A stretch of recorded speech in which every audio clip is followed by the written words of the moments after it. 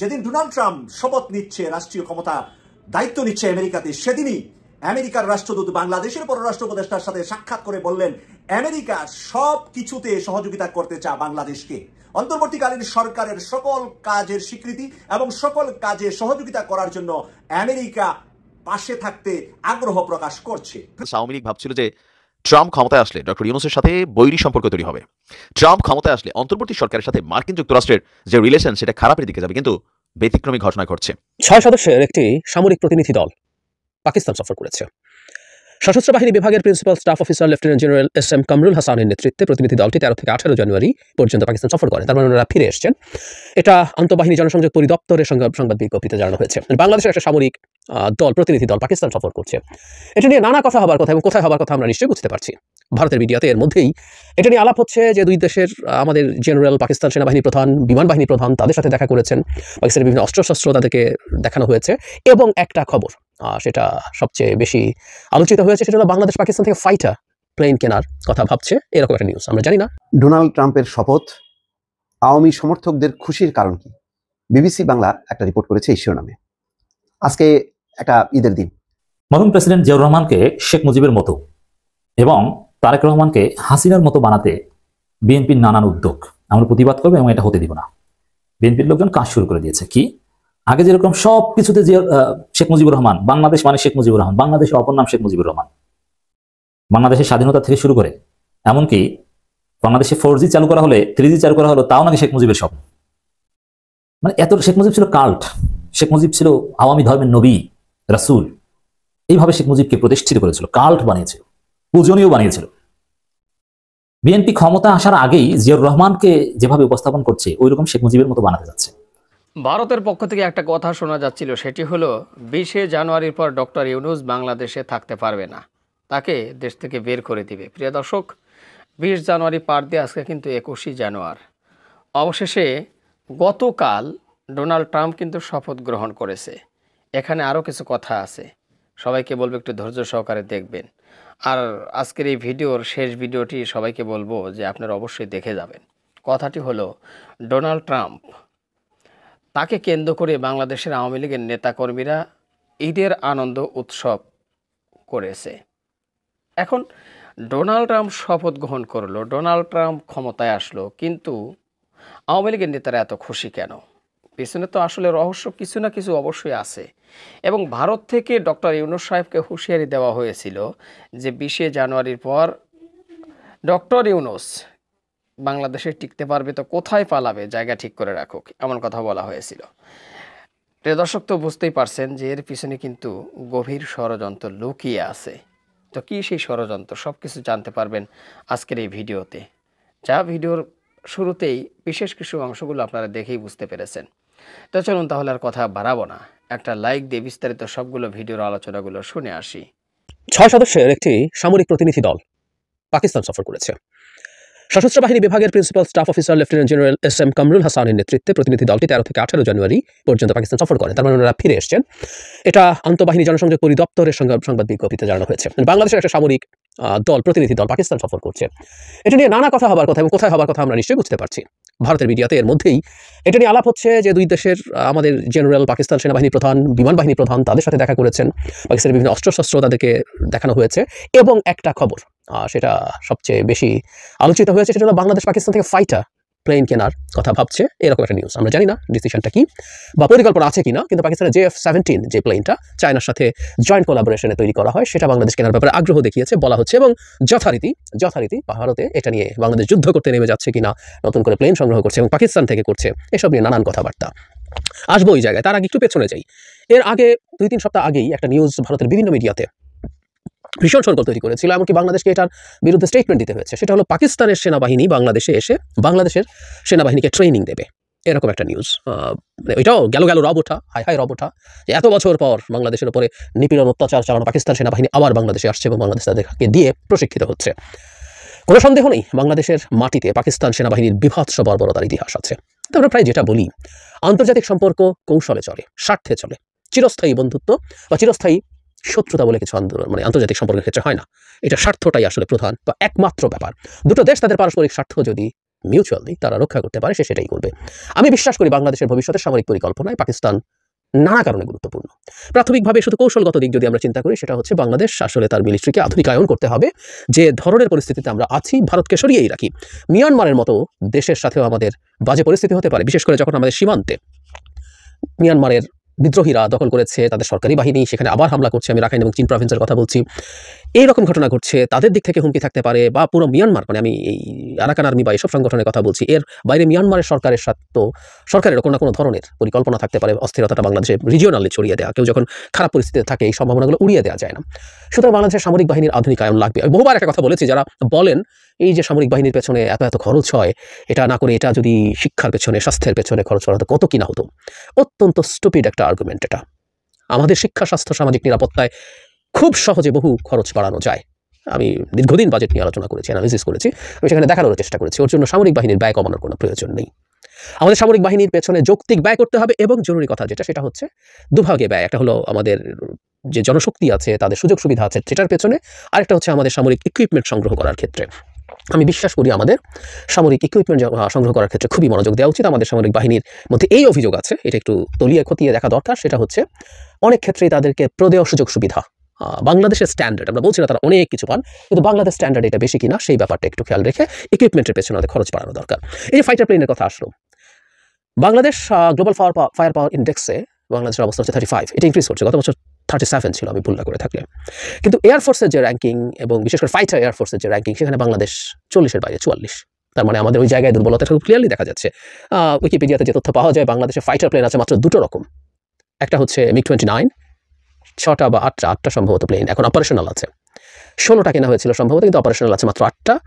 আর 36টা আছে J7, মানে এক ধরনের প্রাগৈতিহাসিক বিমান এভাবে বলা যেতে পারে। J7 হচ্ছে আসলে MiG-29 প্লেনটার একটা লাইসেন্সড ভ্যারিয়েন্ট, চায়না এটা বানাতো। এরপর যেটা হয়, প্রত্যেকটা প্লেন অনেকটা আপগ্রেডেড হয়ে থাকে। প্রথম যখন MiG-29 বানানো হয়েছে 10 বছর, 15 বছর, 20 বছর পর ওটা একই প্লেন থাকে না, আই অ্যাগ্রি। ঠিক একইভাবে J7 যতদিন ধরেই বানাক না কেন, এটার আপগ্রেডেড ভার্সন হচ্ছে বাংলাদেশ অনেকগুলো ভার্সন আপগ্রেডেডগুলো কিনেছে, বা অনেকগুলো আপগ্রেড করিয়ে নিয়েছে। মানে অনেক কিছু, কীভাবে ধরনের অস্ত্র ব্যবহার করে সেটার আপগ্রেডেশন হয়, এভিয়ানিক্স, তার সবকিছু মিলে, তার রেডার সহ, তার সেন্সিটিভিটি রেডারের, এইরকম নানানভাবে এগুলোকে আপগ্রেড করে তোলা যায়। কিন্তু তারপরও আসলে বাংলাদেশের এই জায়গায় ভীষণ দুর্বলতা রয়ে গেছে।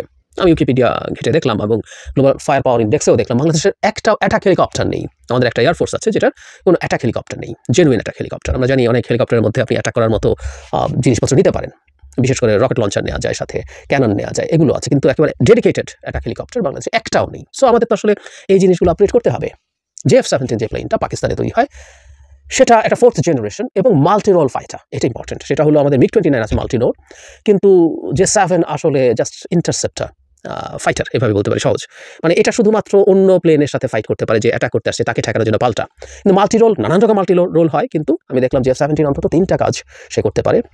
সে ইন্টারসেপ্টার হিসাবে ইউজ করতে পারে, সে মানে অন্য যুদ্ধ বিমানকে ঠেকানোর ক্ষেত্রে তার সাথে ফাইট করতে পারে, সে গ্রাউন্ড লেভেলে গ্রাউন্ডে অ্যাটাক করতে পারে, এবং এরিয়াল রিকনসেন্স খুব ইম্পর্টেন্ট, সে ওপর থেকে নজরদারি করতে পারে বাতাস থেকে। সো এই ধরনের মাল্টি রোল ফাইটারের যুগ এখন। এই যে আমরা যেসব প্লেনকে অনেক বেশি দেখি, সেগুলো সবই মাল্টি রোল আসলে। যেমন এখন আমেরিকার লেটেস্টগুলোর কথা যদি বলি, সেগুলো F-35, F-22 প্রত্যেকটা মাল্টি রোল ফাইটার, যেগুলো খুবই আলোচিত আর কি।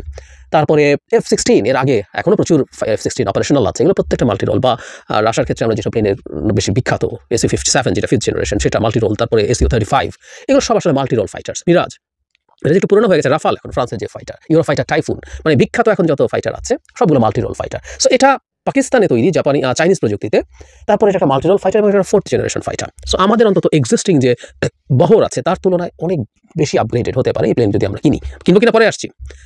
এবং তথ্য ঘেটে দেখলাম যে F-16 এর অর্ধেক খরচে আমরা এই ধরনের একটা প্লেন কিনতে পারি, কাছাকাছি প্রাইসে বা একটু বেশি প্রাইসে। সুইডিশ একটা প্লেন গ্রিপেন নিয়ে অনেক আলোচনা হয় সারা পৃথিবীতে, সেটাও একটা গুরুত্বপূর্ণ অপশন হতে পারে। যাই হোক, আমাদের কিনতে হবে। এবং পাকিস্তান থেকে যদি এই জায়গাটা খুব ইম্পর্টেন্ট, আমরা যদি মনে করি পাকিস্তানের কোনো ফাইটার আমাদের জন্য ভালো হবে, আমরা দাম বা সবকিছু মিলিয়ে আমরা F-16 কিনতে পারবো না চাইলে, বা যে দামে আমরা F-16 কিনবো তাতে যদি একটা দামে দুটো পাই, আমাদের ফ্লিটটা বেটার হবে। এবং আমাদের এই রিজিয়নে আমাদের যে পটেনশিয়াল থ্রেটস আছে তার সাথে যুদ্ধ করার ক্ষেত্রে আমার কোন ধরনের ফ্লিট তৈরি করতে হবে সেটা নিশ্চয়ই আমরা বুঝি। এবং JF-17 may B a good choice, এটা নিশ্চয়ই আমরা যাচাই বাছাই করে দেখবো এবং কিনবো। কিন্তু এটার একটা অন্যরকম গুরুত্ব আছে, এটাকে আমি একটু বলতে চাই। পাকিস্তান থেকে আর্টিলারি শেল কেনা নিয়েও প্রচুর শোরগোল হয়েছিল। আমার এখন এই ফাইটার কিনবো কিনা সেটা নিয়েও নানান কথাবার্তা আছে। আমাদের যদি বনে, আমাদের যদি ভালো লাগে, অলমোস্ট সব কিছু আছে। এখন চাইনিজ প্রযুক্তি অনেক ভালো, মানে ইউরোপিয়ান বা আমেরিকানের মতো নয়। যে আবারও বলছি, এটার কাছাকাছি স্ট্যান্ডার্ডের ফ্রান্সের রাফাল কিনতে গেলে দেখা গেল অনেক এক্সপেন্সিভ, টাইফুন অনেক এক্সপেন্সিভ। সো আমরা ওগুলো আসলে পেরে উঠবো না। সুতরাং আমরা এটাই দেখবো, এর মধ্যে সবই আছে, ওইসব প্লেনে যা যা করা যায় অলমোস্ট সব ধরনের অস্ত্রশস্ত্র, এখানে মধ্যে গাইডেড মিসাইল আছে, মানে air to air, air to surface, air to ship missile আছে, গাইডেড বোমা এখানে দিয়ে মারা যায়, আনগাইডেড বোমা মারা যায়, সব কিছু মানে একটা এই ধরনের মাল্টিরোল ফাইটারের যা যা থাকা দরকার। আমাদের যদি পছন্দ হয় আমরা কিনবো তো পাকিস্তানের কাছ থেকে। কিন্তু তাদের এই শোরগোল, ভারতের এই শোরগোলটাকে আসলে আমরা পাত্তা না দেয়, এবং আমি মনে করি বাংলাদেশকে পাকিস্তানের সাথে মিলিটারি এক্সচেঞ্জ কিছু ক্ষেত্রে বাড়াতেই হবে। এটা আর্টিলারি শেল কিনি আমরা, পাকিস্তান খুব ভালো মেইন ব্যাটল ট্যাঙ্ক বানায়, এগেইন এটা চাইনিজ প্রযুক্তিতে, তো যদি প্রয়োজন হয় সেটা কিনবো। আমি দেখলাম টার্কি থেকেও ট্যাঙ্ক বা অন্যান্য অস্ত্র কেনার কথা বাংলাদেশ ভাবছে, we should go there. Already আমরা টার্কি বিখ্যাত বাইরাক্তার TB2 ড্রোন কিনেছি, কিন্তু পাকিস্তানের কাছ থেকে কেনা এই কারণে বলছি যে ভারতকে একটা বার্তা দেওয়া আমাদের দিক থেকে জরুরি। এমনকি পাকিস্তানের সোলজার এসে যদি বাংলাদেশকে ট্রেনিং দেয়, what's the problem? Global fire power ইন্ডেক্সে পাকিস্তানের অবস্থান 12, ওরা 9 ছিল, একটু পিছিয়ে আছে। আমাদের তুলনায় তো হাজার হাজার গুণ ভালো, আমরা 35 or 12, মানে পৃথিবীর অত্যন্ত সিগনিফিক্যান্ট একটা মিলিটারি ফোর্স পাকিস্তান। সো তার ট্রেনিং যদি আমাদেরকে এনরিচ করে, আমরা তাহলে সেটা কেন নেব না, কেন নেব না? সুতরাং এটা ভারত অন্তত এই ক্ষেত্রে নাক গলানোর কিছু নেই যে আমাদেরকে রীতিমতো আবার ব্যাখ্যা দিতে হবে না পাকিস্তানের মিলিটারি আসছে না, এগুলো পাত্তা না দেয়া। আমি মনে করি পাকিস্তানের কাছ থেকে এই সামরিক সক্ষমতা যুক্ত করা, পাকিস্তানের সাথে সামরিক এক্সচেঞ্জ করা, এবং আমাদেরও নিশ্চয়ই দেওয়ার কিছু আছে, সেই এক্সচেঞ্জটা ভারতকে এই বার্তা দেওয়ার জন্য দরকার যে আমাদের সামরিক ক্ষেত্রে, মিলিটারির ক্ষেত্রে স্ট্র্যাটেজিক সভরেন্টি আছে। আমরা প্রায় একটা কথা শুনি, আমি জানি না, নিশ্চিত নই, যে আমরা যেদিন ডোনাল্ড ট্রাম্প শপথ নিচ্ছে, রাষ্ট্রীয় ক্ষমতা দায়িত্ব নিচ্ছে আমেরিকাতে, সেদিনই আমেরিকার রাষ্ট্রদূত বাংলাদেশের পররাষ্ট্র উপদেষ্টার সাথে সাক্ষাৎ করে বললেন আমেরিকা সব কিছুতে সহযোগিতা করতে চায় বাংলাদেশকে।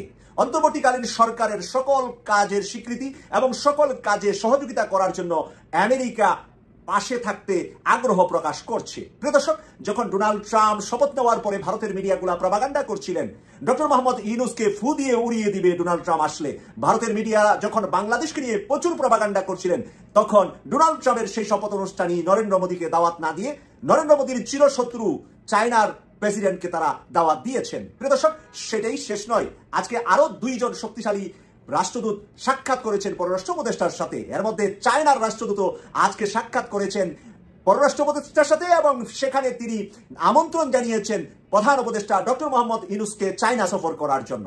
চায়না সফরের পাশাপাশি রয়েছে তাদের বিশাল প্ল্যান বাংলাদেশ নিয়ে, বাংলাদেশের আর্থসামাজিক উন্নয়নে অনেকগুলা কাজকর্ম করার জন্য চায়না আজকে আগ্রহ প্রকাশ করেছেন পররাষ্ট্র উপদেষ্টার সাথে। পূর্বাঞ্চলে তারা বিশাল হসপিটাল করবে, যেই হসপিটালের ভিতরে বাংলাদেশের লক্ষ লক্ষ মানুষ সেবা নিতে পারে, ভারতে না গিয়ে চাইনিজ বিনিয়োগে পূর্বাঞ্চলে হবে বিশাল এরিয়া নিয়ে হসপিটাল। এই বিষয়ে কথা হয়েছে আজকে পররাষ্ট্র উপদেষ্টার সাথে। পাশাপাশি তারা বড় মাপের প্ল্যান ভারতকে ঠেকিয়ে দেওয়ার জন্য বাংলাদেশে তারা অর্থ বিনিয়োগের জন্য অফার করেছে আজকে বাংলাদেশ সরকারকে। অপরদিকে চিরশত্রু বাংলাদেশের বর্তমান অন্তর্বর্তীকালীন সরকারের শত্রু হিসাবে পরিচিত রাশিয়া, যে নাকি ভারতের সাথে সম্পর্ক করে শেখ হাসিনাকে টিকিয়ে রেখেছিলেন এতদিন, সেই রাশিয়ার রাষ্ট্রদূত আজকে পররাষ্ট্র উপদেষ্টার সাথে সাক্ষাৎ করে বলেছেন রূপপুর পারমাণবিক কেন্দ্রের যে অর্থ নিয়ে সমস্যা আছে সেই সমস্যার সমাধান করা হবে সুন্দরভাবে, এবং রূপপুর পারমাণবিক কেন্দ্র থেকে যে বিদ্যুৎ উৎপাদন হবে এতে বাংলাদেশের বিদ্যুতের সমস্যার অনেকটাই সমাধান হবে, এবং রাশিয়া অন্তর্বর্তীকালীন সরকারের পাশে থেকে বাংলাদেশকে শক্তিশালী দেশ হিসাবে, রাশিয়া বন্ধু হিসাবে থাকতে চায়। প্রিয় দর্শক, এতদিনের ঢোল ঢাব্বা বাজিয়ে আওয়ামী লীগ বনাম একসাথে হয়ে ভারত যে প্রপাগান্ডাগুলা করেছিল বাংলাদেশের বিরুদ্ধে, অন্তর্বর্তীকালীন সরকারের বিরুদ্ধে, একদিনে ভারতের 3 শত্রু, এক বন্ধু রাশিয়াও ভারত ছেড়ে বাংলাদেশের পক্ষে সুর মিলালেন। চায়না চিরশত্রু, তার রাষ্ট্রদূত দেখা করলেন।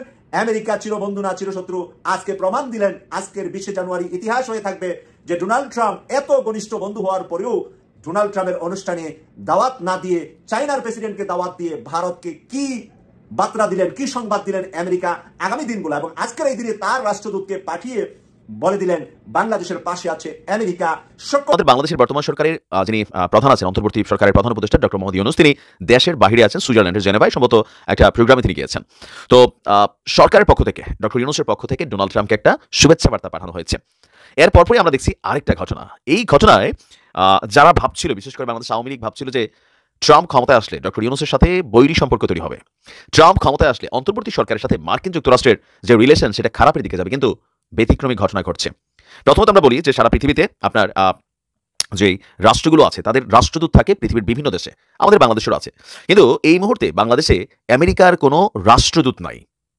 অন্তর্বর্তী সরকারের এই সময়টাতে আমেরিকা তাদের কোনো রাষ্ট্রদূত পাঠানে, তবে রাষ্ট্রদূতের পরিবর্তে একজনকে পাঠিয়েছেন, তার নাম হচ্ছে চার্জ দ্য অ্যাফেয়ার্স, মানে তিনি মার্কিন দূতাবাসের এই মুহূর্তে এই অন্তর্বর্তী সরকার যেই কদিন থাকবেন এর জন্যই এই ব্যক্তিকে নিয়োগ দেওয়া হয়েছে।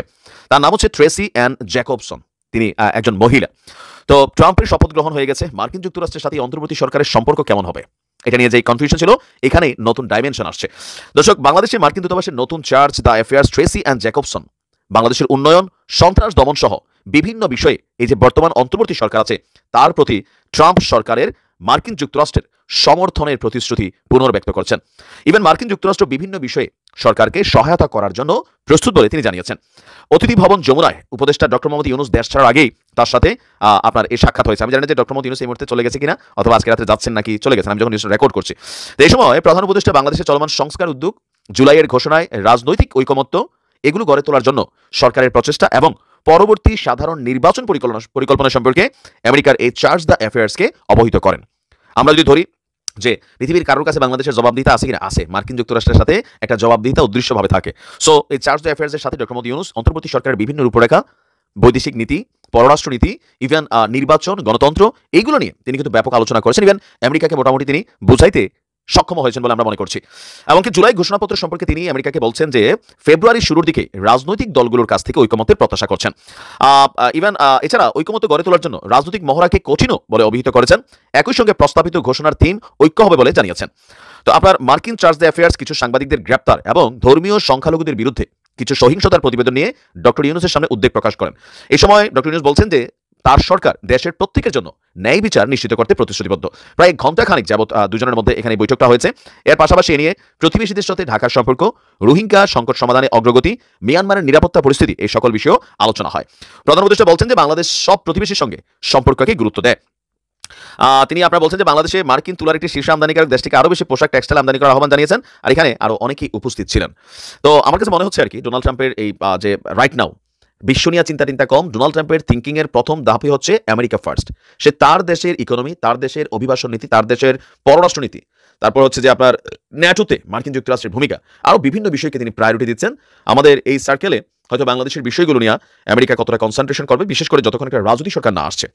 মরহুম প্রেসিডেন্ট জিয়াউর রহমানকে শেখ মুজিবের মতো এবং তারেক রহমানকে হাসিনার মতো বানাতে বিএনপির নানান উদ্যোগ, আমরা প্রতিবাদ করবো এবং এটা হতে দিব না। বিএনপির লোকজন কাজ শুরু করে দিয়েছে। কি আগে যেরকম সব কিছুতে যে শেখ মুজিবুর রহমান, বাংলাদেশ মানে শেখ মুজিবুর রহমান, বাংলাদেশের অপর নাম শেখ মুজিবুর রহমান, বাংলাদেশের স্বাধীনতা থেকে শুরু করে এমনকি বাংলাদেশে 4G চালু করা হলে 3G চালু করা হলো তাও নাকি শেখ মুজিবের স্বপ্ন। মানে এত শেখ মুজিব ছিল কাল্ট, শেখ মুজিব ছিল আওয়ামী ধর্মের নবী রাসূল। এইভাবে শেখ মুজিবকে প্রতিষ্ঠিত করেছিল, কাল্ট বানিয়েছিল, পূজনীয় বানিয়েছিল। বিএনপি ক্ষমতা আসার আগেই জিয়াউর রহমানকে যেভাবে উপস্থাপন করছে ওইরকম শেখ মুজিবের মতো বানাতে যাচ্ছে।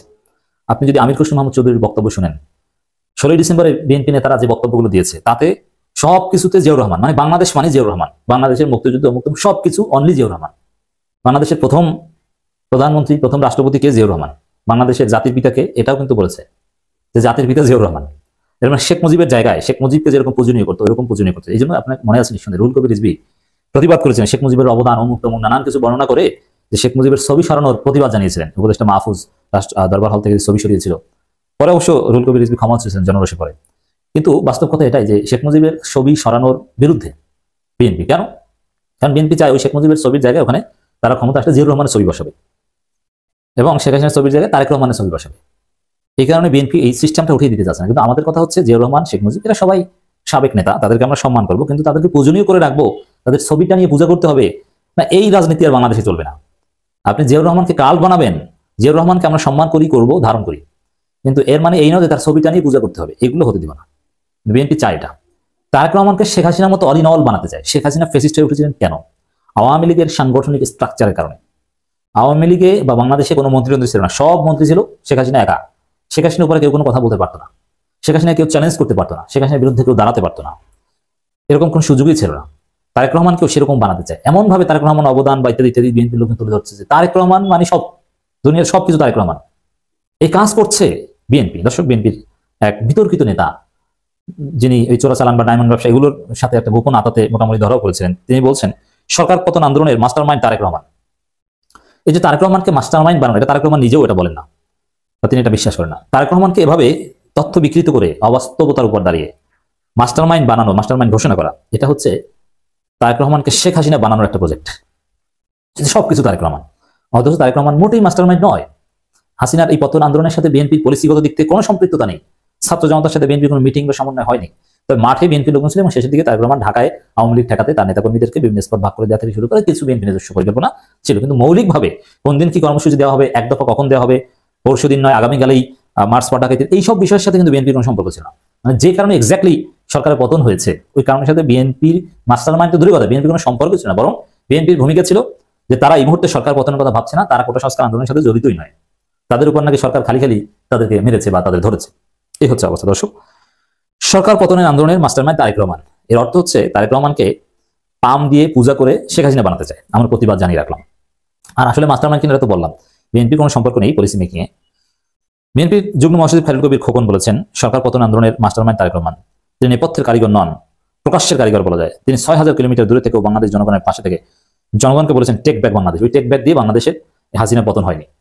টেক ব্যাক অমুক নির্বাচন তমুক 28 অক্টোবরের মাধ্যমে কিচ্ছু হয়নি। 28 অক্টোবর যে কাবুলিশের মতো বিএনপি পালিয়েছে আমরা দেখেছি।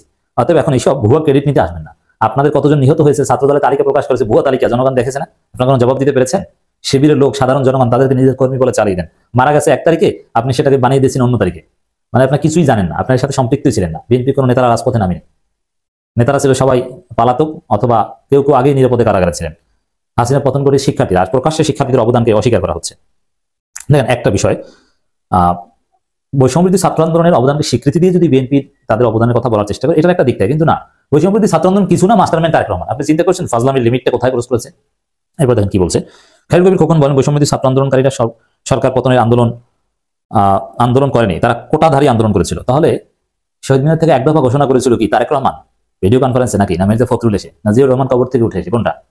নাহিদ আসিফ ওরা কি করেছিল? আঙ্গুল চুষে ওই সময় 9 দফা কারা ঘোষণা করেছিল? বিএনপি 9 দফার সাথে কারা জড়িত ছিল? শিবির আব্দুল কাদেরের মাধ্যমে ঘোষণা করিয়েছে। আমরা 3 তারিখে এক দফার আন্দোলনে গিয়েছিলাম। বিএনপি অনেক আগে সরকার পতনে এক দফার আন্দোলন গিয়েছিলাম, রাইট? বিএনপি অনেক আগে এক দফার আন্দোলন, কিন্তু সেটা ছিল দুধ ভাত খেলা। বিএনপির এক দফার আন্দোলনে বিএনপিও বিশ্বাস করতো না। বিএনপি তো অনির্দিষ্টকালের অবরোধ দিয়ে তারপর ঘরে চলে যেত, আর সেই অবরোধ প্রত্যাহার করেনি। বিএনপি সরকার পতনের জন্য অনির্দিষ্টকালের অবরোধ সেই 2024 সালে 5 জানুয়ারি দিয়েছে, 14 সালে। কিন্তু সেই 2014 সালে 5 জানুয়ারি পর থেকে সেটা প্রত্যাহার হয়নি। তো বিএনপির এক দফা মানে কি বুঝতে পারছেন? ওই যে 14 সালে যে এক দফার অবরোধ দিয়েছিল অনির্দিষ্টকালের, এই হচ্ছে। আর ঈদের পরে এক দফা ঘোষণা করেছে, ঈদের পরে শুরু করবে। প্রিয় দর্শক শ্রোতা, আশা করি সবগুলো ভিডিও আপনারা দেখেছেন। ভিডিওর শেষ মুহূর্তে একটা কথা বলবো, কে কোথা থেকে আপনারা আজকের এই ভিডিওটি দেখলেন একটু কমেন্ট বক্সে জানিয়ে দিন। আর আপনারা কি চান? যেমন আওয়ামী লীগের নেতাকর্মীরা বা আওয়ামী লীগের লোকেরা চাচ্ছে, তারা এখনও আশায় মানে বুক বেঁধে আছে যে তারা শেখ হাসিনা আবারও ফেরত আসবে এবং ক্ষমতায় বসবে। আপনার কি মনে হয় যে হাসিনা দেশে ফেরত আসতে পারবে, আবার ক্ষমতার চেয়ারে বসতে পারবে? আর দেশে যদি ফেরতও আসে, সে কি ক্ষমতার চেয়ারে বসবে নাকি জেলখানায় যাবে, নাকি তার জন্য ফাঁসির দড়ি রেডি আছে? আপনার কাছে কি মনে হয় একটু কমেন্ট বক্সে জানিয়ে দিন, আর ভিডিওটি শেয়ার করে দিন। আর আমাদের এই চ্যানেলে নতুন হলে সাবস্ক্রাইব করুন। যারা ইতিমধ্যে সাবস্ক্রাইব করে দিয়েছেন সবাইকে অসংখ্য ধন্যবাদ জানিয়ে ভিডিওটি এখানে শেষ করছি। ভালো থাকবেন সবাই, আল্লাহ হাফেজ।